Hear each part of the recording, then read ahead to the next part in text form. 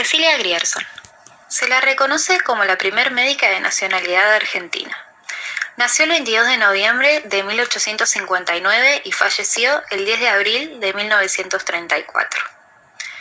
Fue hija de una familia de inmigrantes escoceses, la mayor de 6 hermanos. Pasó su infancia en los campos de su familia en Uruguay. Para hacer frente a las necesidades económicas de su familia tras el fallecimiento de su padre, se desempeñó como docente primaria, función para la que se graduó como maestra de grado en la Escuela Normal de Señoritas de Buenos Aires, fundada por Emma de Capril.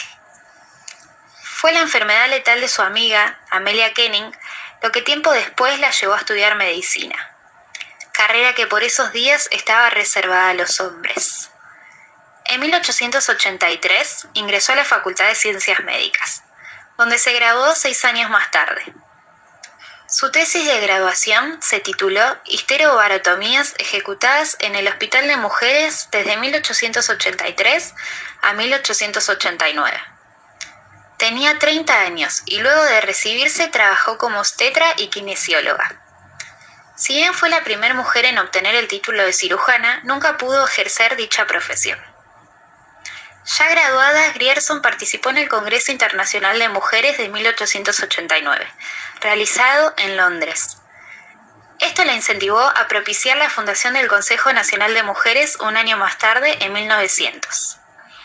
Cecilia Grierson luchó intensamente por el reconocimiento de los derechos de la mujer. Fue impulsora del primer Congreso Feminista Internacional de Argentina, en el cual se discutió la educación, la legislación del trabajo femenino, el abandono de los hijos y el sufragio universal. Otras mujeres fueron partícipes junto a ellas de los inicios de las luchas por los derechos civiles de las mujeres en Argentina. Cecilia sentó las bases para el desarrollo del gran proceso que implicaba acabar con la opresión de género. Eva María Duarte de Perón nació en Junín el 7 de mayo de 1919. Fue una política y actriz argentina. A los 15 años migró a Buenos Aires, donde se dedicó a la actuación, alcanzando renombre en el teatro, el radioteatro y el cine. En 1943 fue una de las fundadoras y elegida presidenta de la Asociación Radial Argentina. En 1944 conoció a Juan Domingo Perón. Ya casada con él, formó parte de su candidatura y fue la primera dama de la nación argentina durante la presidencia del mismo entre 1945 y 1952. También fue presidenta del Partido Peronista Femenino y de la Fundación Eva Perón. En 1947 impulsó y consiguió la sanción de la Ley del Sufragio Femenino, conocida también como la Ley Evita, promulgada el 23 de septiembre de 1947, día conocido también como el Día Nacional de los Derechos Políticos de las Mujeres. Se reconoció la igualdad de derechos políticos entre hombres y mujeres, el derecho de las mujeres a elegir y ser elegidas para todos los cargos políticos nacionales. También se buscó la igualdad jurídica de los cónyuges y la patria potestad compartida. Se puso en vigencia por primera vez en las elecciones presidenciales de 1951. En 1948 fundó la Fundación Eva Perón, mediante la cual construyó hospitales, escuelas, campos deportivos, hogares de ancianos, hogares para madres solteras, hogares para jóvenes que llevaban del interior del país a Buenos Aires para continuar sus estudios. También distribuían libros, alimentos, ropa, máquinas de coser y juguetes para familias carenciadas del país. Otorgaban becas para estudiantes, ayudas para la vivienda y promocionó a la mujer en diversas facetas, adoptando así una posición activa en las luchas por los derechos sociales y laborales, constituyendo un vínculo directo entre Juan Domingo Perón y los sindicatos. Después del golpe militar, la fundación fue saqueada en septiembre de 1955. Cada hogar fue intervenido por comandos civiles que, en el caso de la Clínica de Recuperación Infantil, llegaron al extremo de expulsar a los niños internados para construir un casino. Ordenan el asalto militar contra la Escuela de Enfermeras y disponen su cierre definitivo. En 1949 fundó el Partido Peronista Femenino, el cual solo podía estar integrado por mujeres. Tenía garantizado el 33% de los cargos que obtenía el peronismo. El mismo permitió el doble del número de mujeres en la universidad. El golpe de Estado de 1955 también lo disolvió, cuando disponen de la ilegalización del peronismo. En 1951, debido a las primeras elecciones presidenciales con sufragio universal, el movimiento obrero propuso a Evita como compañera de fórmula de Perón como candidata a vicepresidenta. Sin embargo, ella renunció a la candidatura el día 31 de agosto, conocido como el Día del Renunciamiento. Debido a las presiones de los grupos opositores al gobierno, las luchas internas dentro del peronismo y al cáncer del cuello de útero que tenía diagnosticado desde 1950, el cual se había agudizado. Eva Perón falleció el 26 de julio de 1952 debido al cáncer. Su cuerpo fue embalsamado y ubicado en la Confederación General del Trabajo, pero la dictadura militar autodenominada Revolución Libertadora secuestró y profanó su cadáver en 1955, ocultándolo durante 16 años. En la actualidad, sus restos se encuentran en el cementerio de Recoleta. La dictadura cívico-militar se inició con el golpe de Estado del 24 de marzo de 1976, ejecutado por las Fuerzas Armadas. El golpe derrocó a todas las autoridades constitucionales, nacionales y provinciales, incluyendo a la presidenta María Estela Martínez, imponiendo en su lugar una junta militar integrada por los 3 comandantes de las Fuerzas Armadas. Estas indicaron varias normas de jerarquía supraconstitucionales. Las mujeres cumplieron un papel relevante en la lucha contra la dictadura cívico-militar.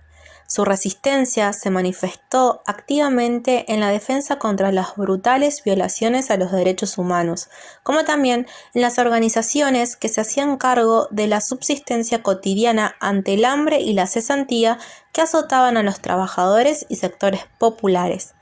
Pero, sobre todo, cobraron una enorme importancia en las organizaciones feministas, que comenzaron a exigir la democracia en el país, pero también en las casas.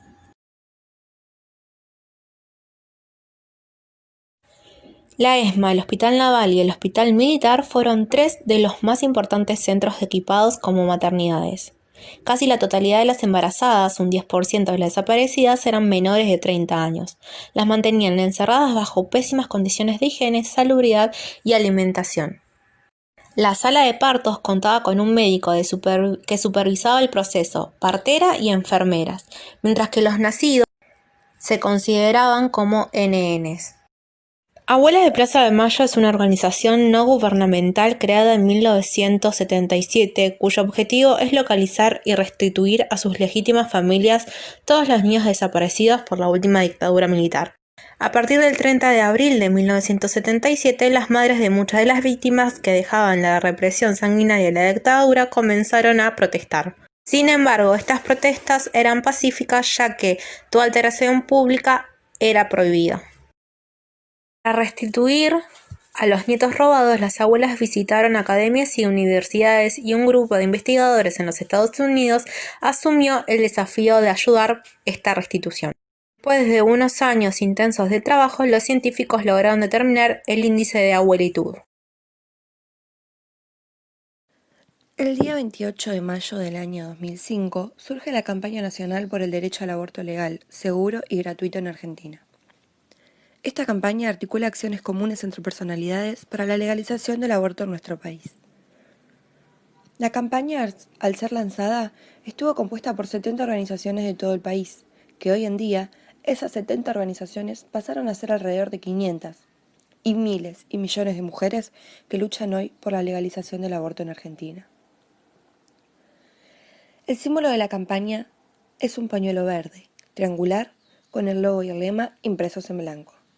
La elección del pañuelo fue para hacer referencia a las abuelas de Plaza de Mayo, y la elección del color se aludió a que no había ninguna otra campaña que tenga el mismo.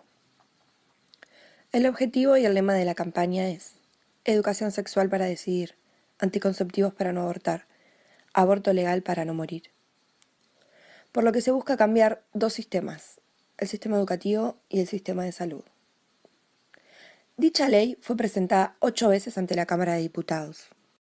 El 6 de marzo de 2018 fue presentado por última vez y fue aprobada con 129 votos a favor y 125 votos en contra. Pero la ley IBE no fue aprobada por el Senado. Finalmente, el 28 de mayo de 2019, fue presentada por octava vez y se encuentra con 71 firmas de diputados y diputadas de la Nación. Educación sexual para decidir. Anticonceptivos para no abortar. Aborto legal para no morir. Los derechos de los padres y de los recién nacidos tienen respaldo con la Ley número 25.929, la Ley del Parto Humanizado. Dicha ley fue sancionada el 25 de agosto del año 2004 y estableció que las obras sociales regidas por leyes nacionales y las entidades de medicina prepagas deberán brindar obligatoriamente determinadas prestaciones relacionadas con el embarazo, el parto, el trabajo de parto y el postparto.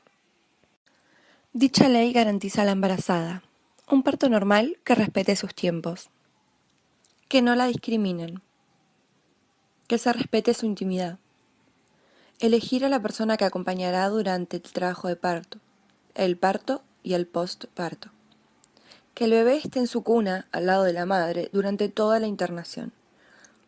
Luego de pasar por varios periodos y ver el rol de la mujer, con mis compañeras llegamos a la conclusión que a lo largo de los años ha conquistado varios derechos esenciales, pero también sabemos que en ciertos periodos se la ha oprimido, pero volvieron a reivindicarse y conquistar los derechos perdidos, ya sea desde la primera referente mujer en ser médica y su lucha por los derechos de la mujer, Eva Perón y la importancia que le dio al voto femenino, sumándole la fundación de centros para la mujer.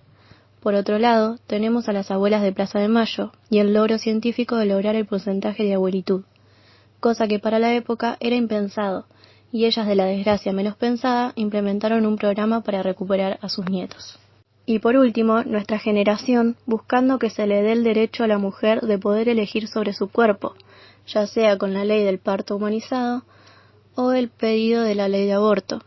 Sabemos que son varios derechos tanto civiles como para la salud que fueron ganados, pero también queda un largo camino por recorrer.